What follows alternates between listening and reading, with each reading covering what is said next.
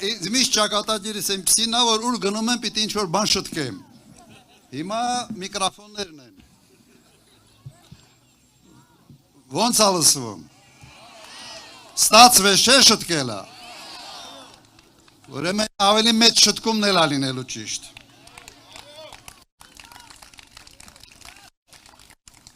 Սիրելի հայրենակիցներ, այսօր ես ստեղ խոսում եմ ոչ միայն որպես Հայաստան դաշինքի առաջնորդ, այլ նաև որպես այս համայնքի բնակիչ։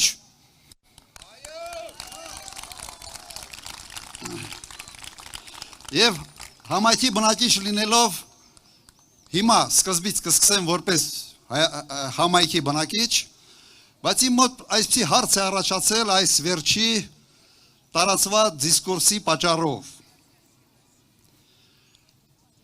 Երբ սկսվեց հատկապես պայքարը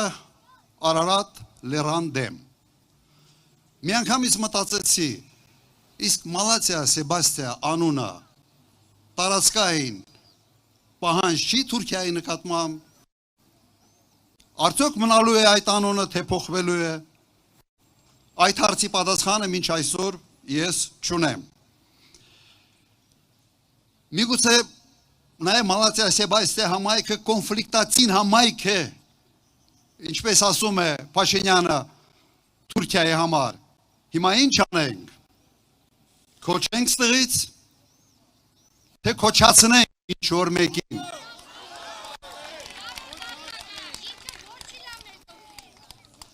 Այս հարցը ոնց է լուծվելու դուք պետք է ասեք։ Մարդ ով ուզում է այս ամենը փոխել, Հայաստանում տեղ չպետք է ունենա։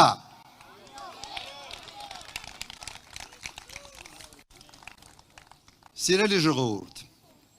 այսօր ամբողջ Հայաստանը սրտիկների մեջ է։ Ուր գնում ես, ուր նայում ես, սրտիկների մեջ է։ Որ մի քիչ շարունակվի կարող է պոչկի, չգիտեմ, բանման տարբեր սիմվոլների կամ մարմնի մասերի հետ առնչվենք։ Բայց ընդհանրում եմ նաև դա հայտարարվում է, որ այս ամենը նշանակում է, որ իշխանությունը իբրև ձեզ սիրում է։ Սա է, չէ՞, մեսիջը։ Սա է։ Որ սիրում է երկիրը, սիրում է ժողովրդին։ Փորձենք հասկանալ։ Նորմալ մարդը ինչի նկատի ունի այս երկու ասացան տակ, ինչ է նշանակում սիրել երկիրը և ինչ է նշանակում սիրել ժողովրդին։ Ենթադրում եմ, որ երկիրը սիրել նշանակում է ամուր պահել երկրի դարպասները։ Ամուր են պահել, ոչ, ուրեմն չեն սիրում։ Ինչ է նշանակում սիրել ժողովրդին։ Երևի առաջերտին ապահովել ժողովրդի անվտանգությունը։ Ինչ են արել, հրահրել են պատերազմ,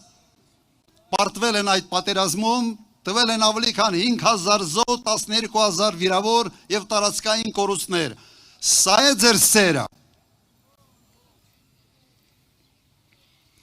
Հիմա համաձայնվեք, որ մի քիչ տարօրինակ սեր է։ Չէ՞։ Իսկապես տարօրինակ սեր է։ Կան մարդակեր ցեղեր, որոնք ևս սիրում են մարդկանց, բայց այլ նպատակների համար։ Ավելի շատ սիրում են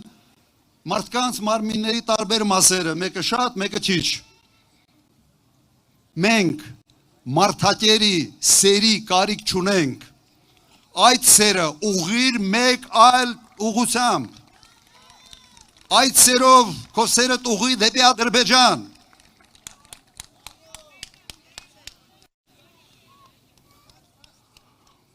Գիտեք, մի փոքր պատմական մի հետ գնամ պատմության մեջ, ես պաշտոններ շատ տարբեր մարդկանց հետ եմ շփվել, բարձր պաշտոններում, մեկ շատ հայտնի դիվանագետ ինձ պատմեց մի փոքր պատմություն, երեմի 67-70 տարի առաջ եվրոպական երկրի մեկի դիվանագետին Աֆրիկայում ուղղակի կերել են։ Հենց տուրիստի պես շարժվել Աֆրիկայում, գնացել է ինչ-որ մինտեղ, երկրին էր ծանոթանում, հենց թմփլիկ էր մի քիչ, տեսքը լավ, բռնիկ երան։ Մեծ սկանդալ էր եւ այդ երկիրը նոտաներով, բանով, ես ինչ եղավ, ինչ եք արել եւ այլ, հիմա այդ աֆրիկացի երկրի ղեկավարը խեղճը ասում է ինչ անեք, հիմա կերել են։ Մենք էլ ձեր երկրում դեսպան ունենք, դուք էլ իրեն կերեք։ Այսպիսի մարդասիրություն մեզ պետք չի։ Գնացեք գրողի ծոցը այդ մարդասիրությամբ։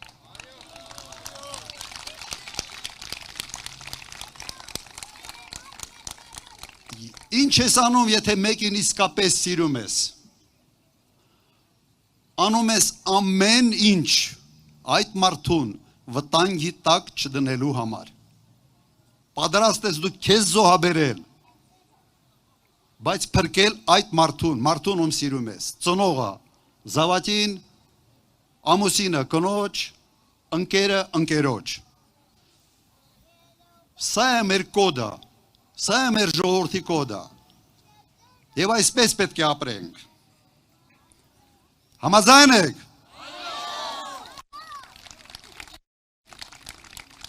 Հիմա մի քանի արդեն Քրիստինեն հնչեցրեց, որ Երևանը Հայաստանի սիրտն է։ Համամիտ եմ, բարի բուն իմաստով, որովհետև այդ սիրտն է, մղում արյունը ամբողջ մարմնով, տնտեսական հզորությունը այստեղ է, բայց այս սիրտը խնդիրներ ունի, արիթմիա ունի, որովհետև բուժելու փոխարեն հակառակը ավելի են վատթարացնում։ Մեզ պետք է առողջ Երևան, զարգացող Երևան։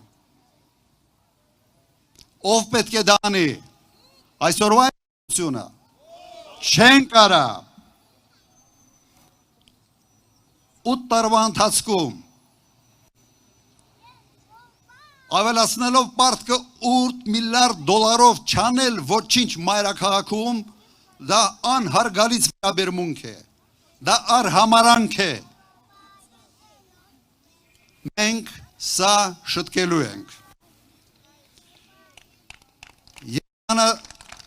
իսկապես երևանցիների համար դառնում է պրոբլեմային։ Մենք չենք կարող մեր կյանքի մի մասը անցկացնել խցանումներում։ Իսկ պրոբլեմները աճում են։ Ես ուղղակի հիշեցնեմ 2000 թվականների սկզբից նկատել ենք, որ խնդիր է առաջանում խցանումների եւ կանխարգելիչ քայլեր ենք ձեռնարկել։ Այնինչ որ տեսնում եք քաղաքում ամբողջը կառուցված է այդ տարիների ընթացքում եւ այն ժամանակ հարցը լուծեցինք, բայց կյանքը զարգանում է եւ պետք է շարունակել։ Չեն անում, չեն կանխատեսում, չեն գուշակում, չեն մտածում, թե ինչ է լինելու 2 օր հետո։ Եվ դրանից տուժում է երկիրը բոլոր հարցերում իդեպ։ Ոչ միայն Երևանի վերաբերյալ, անվտանգության հարցերում, արտաքին քաղաքականության հարցերում։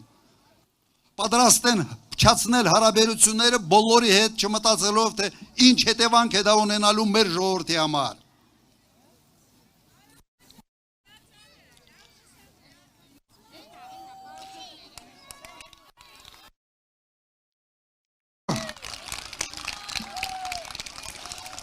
Ժողովուրդ ջան, ես մի բան ձեզ հիշեցնեմ, ինձ կնքել է Պարքև Սրբազանը Գանձասարում եւ կնքելուց հետո եկեղեցուց դուրս ենք եկել, Լևոնը այստեղ է, այնպիսի մի ծիածան էր, մեկ ձևի, բայց այս ձևի ծիածան չէր, կլոր էր։ Սա նշան է։ Սա նշան է և նշանակում է, որ մենք ինչ ենք անելու հունիսի 7-ին։ Քվեարկելու ենք։ Ես մի քանի թեմայի շուրջ ուզում էի եւս անդրադառնալ, բայց իմ գործընկերները արդեն դրա մասին խոսացին։ Ուղղակի շատ կարճ այդ հիմար օրենքը գույքարկի մասին փոխելու ենք։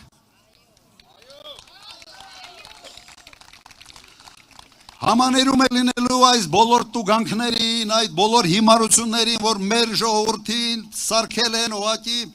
պատկերում խրված մի ժողովուրդ։ Էլ վարորդական, էլ չգիտեմ ինչ, իսկապես տուգանքի մատերիալ են դարձրել։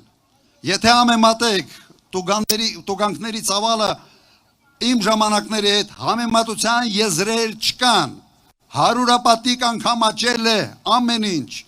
ոնց որ ընկել են մեր ժողովրդի հետևից։ Բայց մեկ հարց, որի վրա մի փոքր պետք է կանգ առնեմ։ Շատ են խոսում պարգևավճարների մասին, չէ՞։ Եվ այն անհավասարությանը, որը ցուցաբերվում է քաղաքացիների համար եւ քաղաքական պաշտոնների համար, նախարարների եւ իրենց տեղակալների համար։ Փողի մեծ մասը գնում է այդտեղ,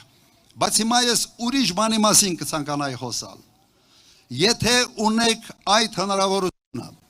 եթե կա փող բյուջեում, ինչի եք այդ փողը հասցնում պետական ծառայողին պարգևավճարի ձևով, բարձրացրեք աշխատավարձը, որ չստացի, որ դու լավություն ես անում, վերջը դա պետության փողն է, դա բյուջեի փողն է, հարկատունների գումարներն են։ Իսկ գիտեք ինչի են այդպես անում, ամեն ամիս, ոնց որ իրենց ձմեր պապուտեղ է դրել։ Տալիս եմ այդ փողը, ուզում եմ չեմ տալիս։ Եվ կտանի ժամանակ, եթե իմ ասածս անես, եթե գաս հանրահավաքի օրինակ ԿՊ-ի, ոստիկանին, եթե ընդդիմադիրին բռնես, ասֆալտին փռես, գլուխը պատով տաս, ոնց ասում, չէ, այս բաներ։ Մենք ասում ենք հետևյալը եւ մեր մոտեցումը, բարձրացրու աշխատավարձը, որ պետական ծառայողը, նույն ոստիկանը օրենքի ուժով ստանա աշխատավարձ, այլ ոչ թե վարչապետի ցանկությամբ, որը պետք է ջոկի տալ, չտալ եւ ինչի դիմաց այդ աշխատավարձը տալ։ Սա վերացնել ենք։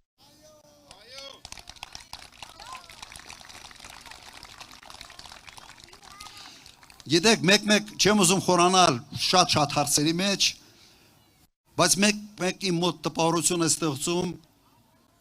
որ այս իշխանությանը մեր ժողովուրդը ինչ որտեղ խանգարում է։ Եթե հնարավոր լիներ առանց ժողովրդի կառավարել, պարգևավճարներ ստանալ, հաճույքով դա կանեին այս մարդիկ։ Ուրեմն ինչ պիտի անենք մենք։ Այս չարիքից պետք է ազատվենք եւ ազատման մեխանիզմը կա, օրը կա, հունիսի 7։ Ինչ ենք անելու հունիսի 7-ին։ 17, հունիսի 7, համար 17։ Միասին կարող ենք, միասին, շնորհակալություն, ապրեք։